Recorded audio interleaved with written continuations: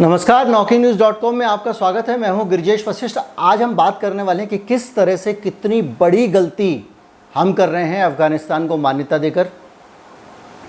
मैं इस पे लगातार वीडियो बना रहा हूं और आपको मैं गर्व के साथ कहना चाहूँगा कि जिस दिन से ये पूरा प्रकरण शुरू हुआ है, अमेरिकन फ़ौजों की वापसी का ऐलान हुआ है, उस दिन से मैं लगातार इस पर आपको जानकारियाँ दे रहा हूँ।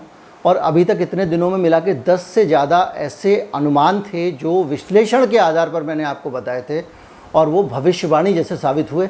हर चीज़ सही साबित हुई। मैंने आपको दावे के साथ कहा था कि देखिएगा, यूएन भारत के नेतृत्व में इसको मान्यता देगा। सही साबित हुआ। मैंने आपको दावे के साथ कहा था कि अमेरिका जो है वो कहेगा कि ये बहुत अच्छे हैं तालिबान, इनको मौका दीजिए। और भी बहुत सारी बातें कही थी। आप सारी की सारी देखते, सारे वीडियो मेरे इस बारे में अगर आप देख डालेंगे तो आपको सारी जानकारी मिल जाएगी। अब मैं आपको बता रहा हूँ भारत किस तरह से जाल में फंस गया अमेरिका के। एक छोटी सी बात समझिए, अमेरिका तो यहाँ से चला गया। अमेरिका की सीमा तो कहीं से भी अफ़गानिस्तान से मिलती नहीं है। अब अफ़गानिस्तान से उड़ा के जाके 9/11 करने तो जाएंगे नहीं अमेरिका में, वो तो वैसे भी उनके लिए मीठा मीठा बना हुआ है।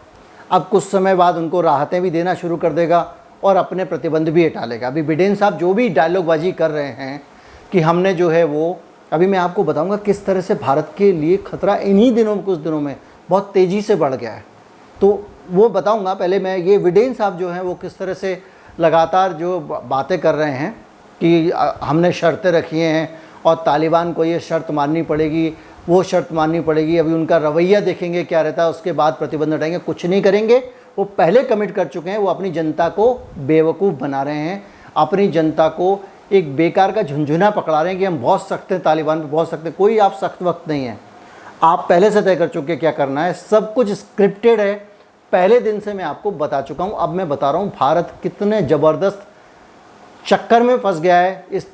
इस अमेरिका के पीछे घूमने के चक्कर में हमने कितनी बड़ी बला अपने सिर पे ले लिए। हाल के घटनाक्रम सारी चीज़ें बताऊंगा, कहीं मत जाइए, चैनल को सब्सक्राइब कर लीजिए। उसके बाद बातचीत आगे बढ़ाते हैं।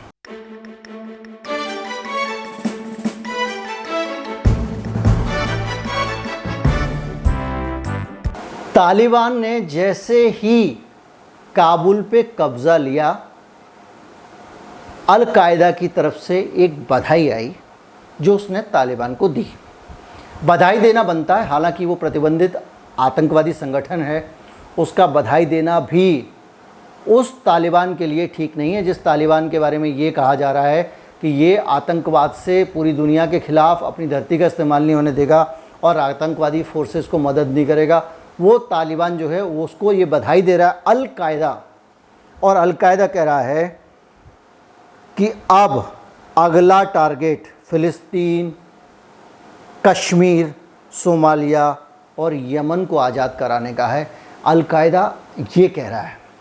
यानी एक जीत से अल कायदा के हौसले कितने बुलंद हो जाते हैं। अल कायदा आप जानते हैं किस तरह का ख़तरनाक आतंकवादी संगठन है, और वो सारी चीज़ें आप देखिए कि किस तरह से रंग बदल रही हैं।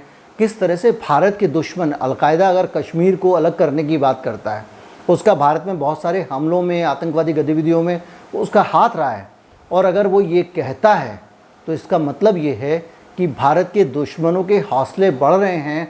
और जब भारत संयुक्त राष्ट्र में मान्यता उसकी अध्यक्षता में दी जाने लगे, भारत एक बार भी विरोध दर्ज ना कराए, दोहा समझौते के ख़िलाफ़ भारत कुछ ना बोले, तो और चिंता बढ़ती है कि आप क्या कर रहे हो। आप क्या अपने लिए मुसीबतें खड़ी कर रहे हो? आप इस देश के ख़िलाफ़ मुसीबतें खड़ी कर रहे हो? आप इस देश के भक्त हो, देश की सरकार हो, या अमेरिका के भक्त हो? अमेरिका तो चला गया, वो तो धरती के उस पार है। पूरी आधी धरती घूम के जाना पड़ेगा उसके पास कुछ करना है।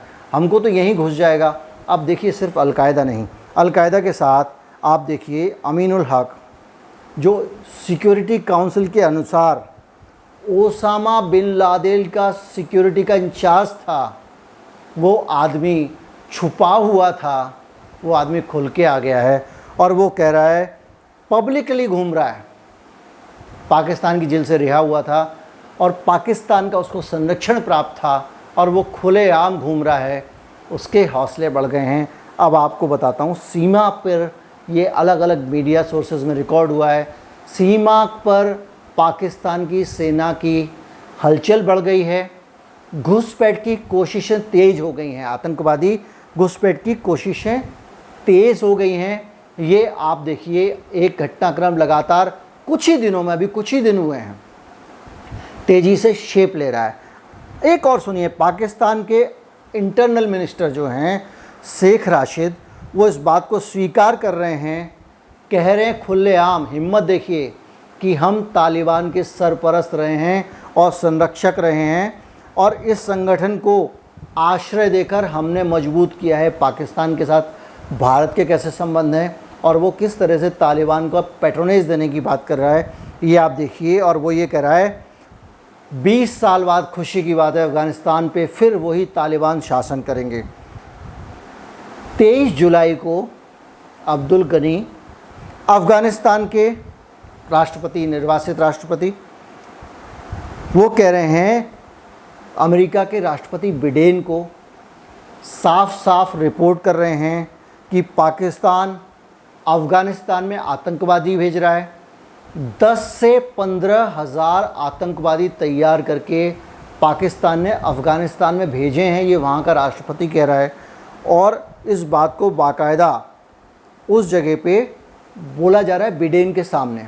अमरुल्लाह सलेह जो उपराष्ट्रपति रहे हैं अफ़गानिस्तान के, जो आजकल पंजशीर में मोर्चा संभाले हुए हैं और जिन्होंने खुद को अफ़गानिस्तान का राष्ट्रपति घोषित किया हुआ है, जो भारत के पक्ष में बयान देते रहते हैं और भारत की बांग्लादेश की हार वाली जो पाकिस्तान की हार वाला जो फ़ोटो था वो ट्वीट करके उन्होंने उसको बेइज्जत किया था, वो कह रहे हैं कि पाकिस्तान लगातार अस्थिरता फैलाने का काम करता है। ये तो दूसरे लोग कह रहे हैं, पाकिस्तान का इसमें एक मिनिस्टर, तो आपको लगेगा कि भाई सरकार भी तो कुछ करे तब तो हम मानेंगे, ऐसे कोई क्या कहता है, हो सकता है मान लें आप बात को, लेकिन राष्ट्रपति के स्तर की बात कर रहे हैं।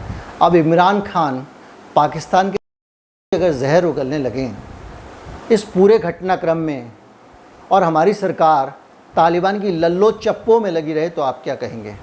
अब आपको पाकिस्तान से इमरान खान का बयान सुनवाता हूँ और उससे पहले मैं ये बताता हूँ कि किस तरह से सैयद अली शाह गिलानी जो कश्मीर के नेता थे, उनका निधन हुआ तो पाकिस्तान ने अपना राष्ट्रीय ध्वज एक दिन के लिए झुका दिया, कश्मीर, गिलानी और पाकिस्तान का राष्ट्रीय ध्वज। और वो कहते हैं कि वो गिलानी जीवन भर उनके लोगों के आत्मनिर्णय के अधिकार के लिए लड़ते रहे। इमरान ने कहा कि भारत ने उन्हें कैद करके रखा और प्रताड़ित किया।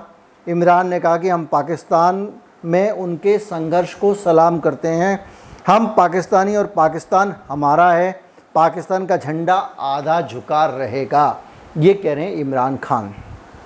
अब आप इन सारी घटनाओं का, घटनाक्रमों का एक ताना बाना देखिए। अल-कायदा, तालिबान, पाकिस्तान और कश्मीरी आतंकवादी, उग्रवादी, पृथकतावादी, सेपरेटिस्ट लीडर, सारे के सारे एक पेज पे, एक प्लेटफॉर्म पे आ गए हैं।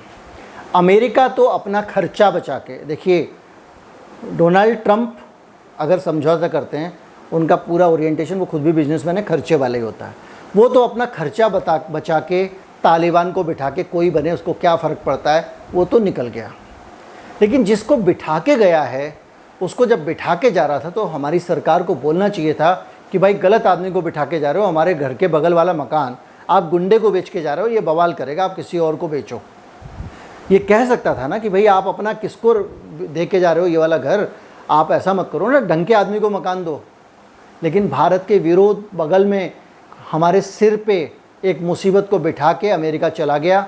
हम लोग अमेरिका को खुश करने में लगे रहे, सिर्फ हमने उनको खुश किया है और अमेरिका को खुश करने की कोशिश आगे बढ़ते बढ़ते संयुक्त राष्ट्र सुरक्षा परिषद में गई। कल आपने देख लिया कि किस तरह से तालिबान को मोटे तौर पे मान्यता दे दी गई है। जब तालिबान के साथ में अमेरिका बातचीत कर रहा था, भारत चुप। तालिबान से वहाँ से आके अब्दुल्ला मोदी जी से मिल रहे थे, मोदी जी फ़ोटो खिंचा रहे थे, मोदित होकर फ़ोटो खिंचा रहे थे। ये सरकार को देखना चाहिए हमारे देश में कि हमारी सुरक्षा के लिए क्या ज़रूरी है, हमारे देश की शांति के लिए क्या ज़रूरी है, और उसके लिए उसको मजबूत कदम उठाना चाहिए। अभी भी वक्त है कि वो कुछ मजबूत कदम उठाए, पहले की तरह की गलतियां ना करें। आशा करते हैं सरकार अब भी संभलेगी, अमेरिका के चक्कर में नहीं पड़ेगी, वो अपना काम करके निकल गया है, हमको रोज़मर्रा में झेलना है। इसलिए कम से कम सुरक्षा परिषद में अपनी जो स्थिति है उसका लाभ लेना चाहिए। जैसे चीन ने स्टैंड लिया तालिबान के खिलाफ, मजबूती से स्टैंड लिया, जैसे रूस ने स्टैंड लिया, वैसे भारत को भी स्टैंड लेना ही चाहिए।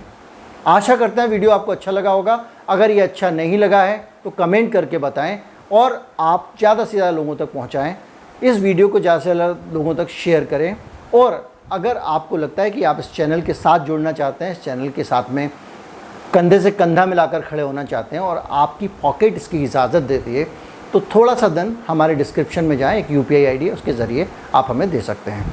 नमस्कार, जय हिंद।